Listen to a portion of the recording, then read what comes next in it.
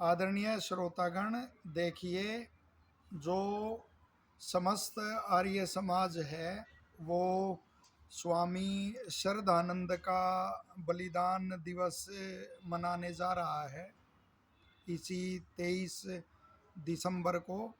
तो निश्चित तौर पर कोई न कोई प्रेरणा ऐसी लेनी चाहिए। आप लोगों के भी जो संवेदनशील लोग हैं, कोई भी विचार आए तो वो विचार साझा करना चाहिए और फैलाना चाहिए उसको, कि कैसे आर्य समाज में कहाँ रुकावट है और कैसे इसकी बढ़ोतरी हो। सबसे पहले तो यही एक वो प्रेरणा मिलती है कि कहाँ पंजाब तलवन में जन्म लेके और कहाँ फिर वो बरेली में ऋषि दयानंद का सत्संग करते हैं। तो इससे ये भी पता लगता है कि आर्यों का वो कहाँ कहाँ विस्तार और वो प्रचार का था। ऋषि दयानंद तो थे ही परिव्राजक रूप में, वो तो घूमते थे। और साथ में ये सिद्धांत बड़ा प्यारा है कि जब सुदूर क्षेत्रों में आर्य समाज का प्रचार होगा तो पाखंड की जड़ मिटेगी। वरना अग्नि अगर हमारे आस पड़ोस में लगी हुई फैलती हुई हमारे पास भी वो आएगी। जैसे अभी मेरे कुछ छात्र हैं, पूर्व छात्र, वो सुदूर क्षेत्रों में एमबीबीएस का भी कोर्स कर रहे हैं। मेरे को बताया कि गुरुजी यहाँ तो कोई हिंदू त्योहारों को भी नहीं मनाते और विदेशी मत पंथों के त्योहारों को मनाते हैं। तो ये ऐसा क्यों है? कई बार हम हैदराबाद का इतिहास आप पढ़ना, वहाँ जो हमारे पिछड़ा वर्ग के जो हिंदू भाई हैं उनके अरथीन नाम और वो होते थे, उनको धर्म प्रकाश वेद प्रकाश जैसे नाम दिए जाते थे। और वो धर्म की बलिवेदी पे उन्होंने अपने प्राण न्योछावर किए। आज कहाँ हम लोग कहाँ जा पा रहे हैं? कहाँ बंगाल, कहाँ हैदराबाद, कहाँ पंजाब, बस यहीं खिटपिट है हमारी। एक बार मेरे को बड़ी हंसी आई, एक वो देख के सोशल मीडिया पे ही एक वो देखा मैंने लेख। कुछ भाई पंजाब के बाबू लोग दावा कर रहे थे हम फला संस्था को बचाएंगे। तो अरे मेरे भाइयों, वो स्वामी श्रद्धानंद का जो गांव है तलवन है, जन्म स्थान, तुम वहाँ उनके नाम को ही बचा लो। कौन जानता है वहाँ उनके नाम को? हम गए हैं वहाँ। उनका जो वो है पैतृक वो है मकान, तो कहाँ शास्त्री जी वहाँ बचा हुआ वो प्लाट के वैसे अवशेष बचे हुए, ऐसे ही कोई कूड़ा आदि वो डाल देता है। पूरे गांव में कोई नाम और वो नाम लेवा नहीं है उनका। तुम वहाँ बचा नहीं सकते और वहाँ जाओगे बचाने। कितने वो हुए वहाँ, कितने साधु हुए पंजाब में, कितने बलिदानी हुए। हम स्वयं प्रचार और वो करके आए वहाँ। वहाँ कौन जानता है आज आर्य समाज को, उसको? तो भाई बाबू लोगों की बात तो अलग ही होती है, चाहे बाबू लोग हरियाणा में हों चाहे पंजाब में हों। और एक ध्यान रखना, आर्य समाज में जब जब विद्वान भी बाबू, विद्वानों में भी बाबू लोग होते हैं, तो जो विद्वान बाबू टाइप के होते हैं और वो फिर अपने साथ जोड़ते हैं ऐसे धनियों को जिन जिनमें विद्वता और उसका संवेदनाओं का कोई नाम ही नहीं होता। वो तो धर्म क्षेत्र में वानर की तरह होते हैं। तो उनका जब मेल होता है तो उस समय आर्य समाज में निश्चित तौर पे शिथिलता आती है। और वो शिथिलता निश्चित तौर पे आई हुई है। स्वामी श्रद्धानंद का वो है, कहाँ कोई वो है बलिदान दिवस है, उससे कितने महीनों पहले वो आरंभ हो जाता था एक उत्साह आर्य जगत में, और वो तो कहीं नहीं है। वो तो गांडीव धनुष मेरे भाइयों सबसे नहीं उठता, उसको उठाने वाला तो अर्जुन ही था। तो आचार्य बलदेव जी जैसे साधु हुए जब जब आर्य समाज में नेतृत्व आया, तो आर्य समाज में एक जान थी।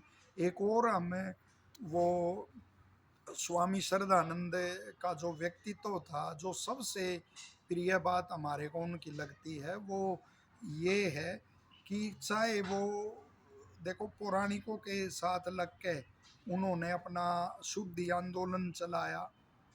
और इसी तरह से जो गुरु का बाग मोर्चा था सिख भाइयों का, उसमें भी सिखों के साथ लग के उन्होंने गिरफ्तारी अपनी दी। जामा मस्जिद से उन्होंने वेद मंत्र गुंजायमान किया।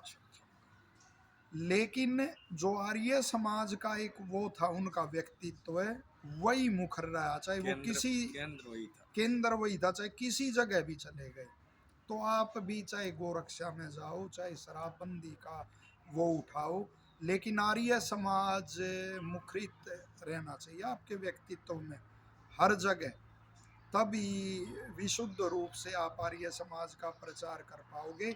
वरन देखो गोरक्षा क्या वो थे अपना स्वामी रामेश्वरानंद जी ने कितना भारी आंदोलन किया था, कितने लाखों लोगों को लेकर पहुंच गए, लेकिन निखालिस अपना उनका व्यक्तित्व था, एक आर्य समाज ही जिसमें दिखाई देता था, हर जगह वही सिद्धांत थे।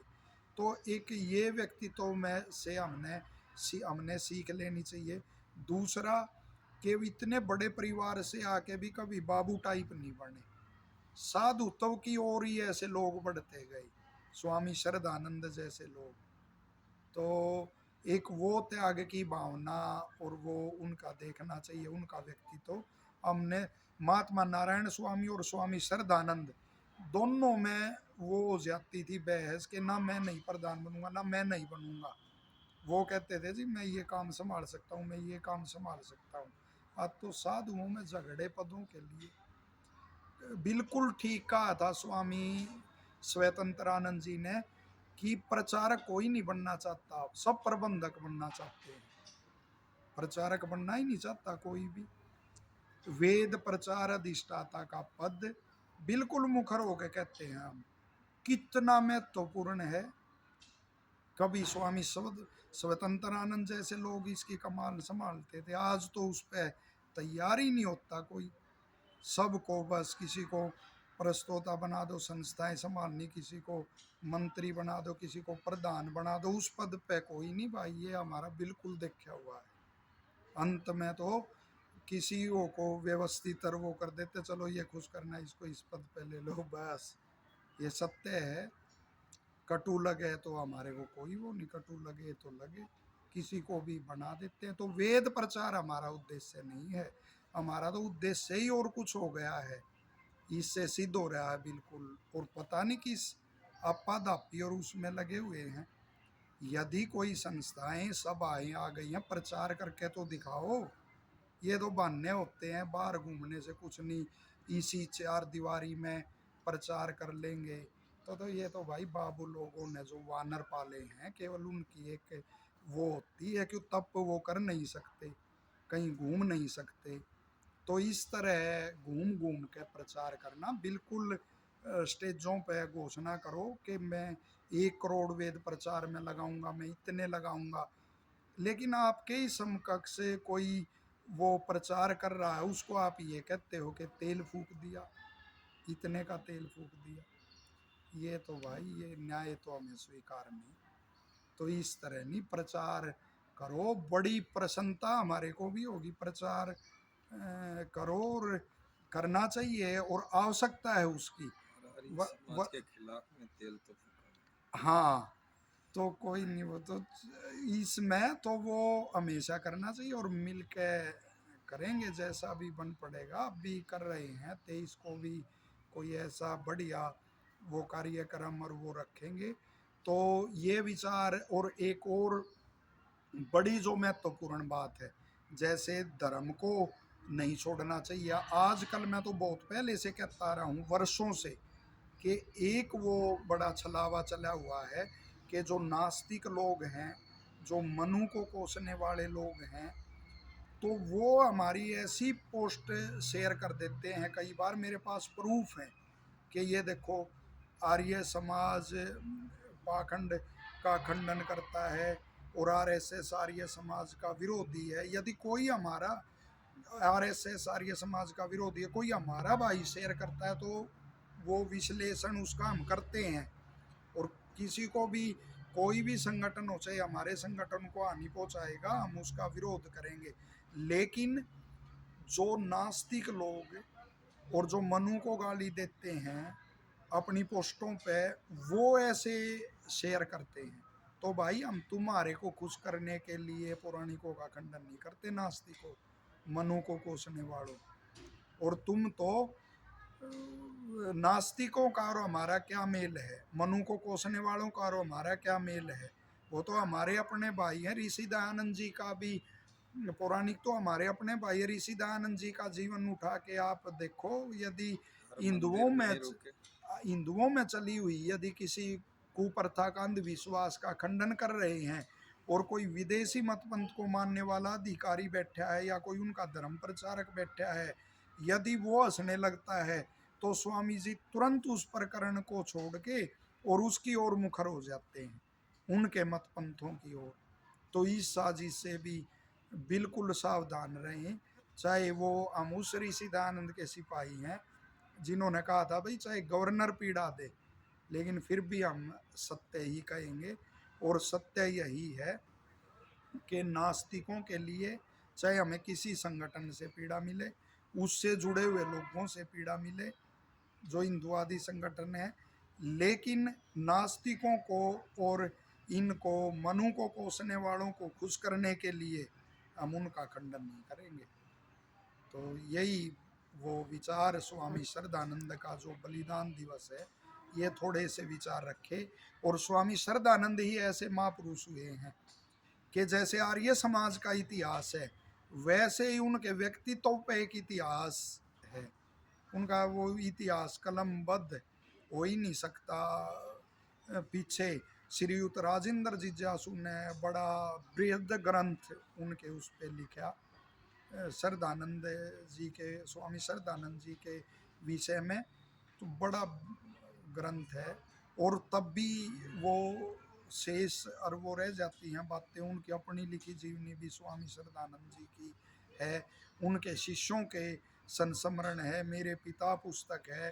तो उनका बहुआयामी व्यक्तित्व है। कभी वो दलितोद्धार के लिए खड़े हुए मिलते हैं, शुद्धि के लिए खड़े हुए मिलते हैं, राजनीतिक क्षेत्र में कोई ऐसी वो है, कोई विकार यदि आ गया है, अरे क्या स्वामी श्रद्धानंद का वो कहाँ कहाँ से उनका वो करें बखान हम कि दलितों के हित के लिए और वो कांग्रेस को उन्होंने ठुकरा दिया। और आज तो भाई हमारे पास ऐसे वो हैं, बिल्कुल ऐसे साक्ष्य हैं कि जो उन्हीं के जो अब जो राज कर रहे हैं उन्हीं के साथ जुड़े हुए लोग और किसी संस्था को लेके ऐसी पोस्ट शेयर करते हैं कि भाई फला संस्था को आरएसएस वालों से बचाना है और उन्हीं के साथ बैठे हुए सत्ता में। तो इससे हास्यास्पद आर्य समाज की और क्या स्थिति होगी। एक दूसरे को गिराने के लिए उनके पास जाते हैं और फिर उन्हीं को कोसते हैं। तो भाई ऐसे नहीं होता। और कुछ भाई हमने देखे, ये तो हमारे समाज के अनुभव बता रहे हैं आपको, मेरे को फला संस्था का सदस्य बना दो, मेरे को उस अंतरंग में ले लो, मेरे को वहाँ ले लो, सिफारिश करते हैं। बोलना उसी को चाहिए जिसने नियम इस संदर्भ में अपनाया हो। एक भी अधिकारी और एक भी व्यक्ति ऐसा दिखा दो भाई, और बिल्कुल सक्रिय रहे हम सभा में। यदि एक को भी कही हो तो हमारे को उस संस्था का सदस्य बना दो, सार्वजनिक मंच पे ही बोलना छोड़ देंगे और बिल्कुल नज़दीक रहे। हमने तो कभी नहीं कही हमारे को उस संस्था का सदस्य बना दो, हमारे को ये बना दो, हमारे को वहाँ ले लो, अंतरंग में ले लो, हमारी वोट बना दो, हमारा ये कर दो। हमारा काम पढ़ना पढ़ाना था, यहाँ भी है, सभा से जुड़ी हुई कोई संस्था है वहाँ भी रहा और प्रचार किया और पढ़ा पढ़ा जो काम है। और सभा ने उस समय जो ड्यूटी हमारी लगाई सेवा की, कोई भी है किसी भी संदर्भ में, चाहे सभा का कार्य है कोई और है, तो उसको पूरा करना तो हमारा कर्तव्य था ही। वरन हमने कभी नहीं कहा, यदि बन भी गए किसी बड़ी से बड़ी संस्था के सदस्य किसी ने बना दिए तो अपनी नाम के आगे कभी नहीं लिखा। हम पहले नहीं दे सकते, हमारे को पता था कि भैया खिट पिट क्या होती है, स्वयं हमने अपने नाम के आगे कभी नहीं लिखा, वही लिखते आए जो पहले यहाँ गुरुकुल में थे, प्राचार्य अब है आर्य रोहतक। तो हम अपनी वो नहीं कर रहे, बहुत हम क्या वो है, बड़ी तपस्या की आवश्यकता है। लेकिन जो आर्य समाज के ठेकेदार बनते हैं बाबू लोग, या कुछ उच्छृंखल प्रवृत्ति के आ जाते हैं, तो वो जरूर भाई संभल के इस आर्य समाज को संभालो, इसके कार्यों को गति दो। जो गांव गांव घूम के धूप में, सर्दी में, गर्मी में जो तप कर सकते हैं, उनको वो दो, अवसर दो उनको, उनको जोड़ो अपने साथ और आर्य समाज का कार्य करो। वरना ये जो भयंकर ये अलगाववाद की विचारधारा, और जो ये अलगाववादी विचारधारा घुसपैठ कर चुकी है अपने हरियाणा के मानस में भी, जनमानस में भी, अनेकों में, तो उससे समाज बच नहीं पाएगा और सारा पाप की गठरी बाबू लोगों के सिर पे होगी। धन्यवाद।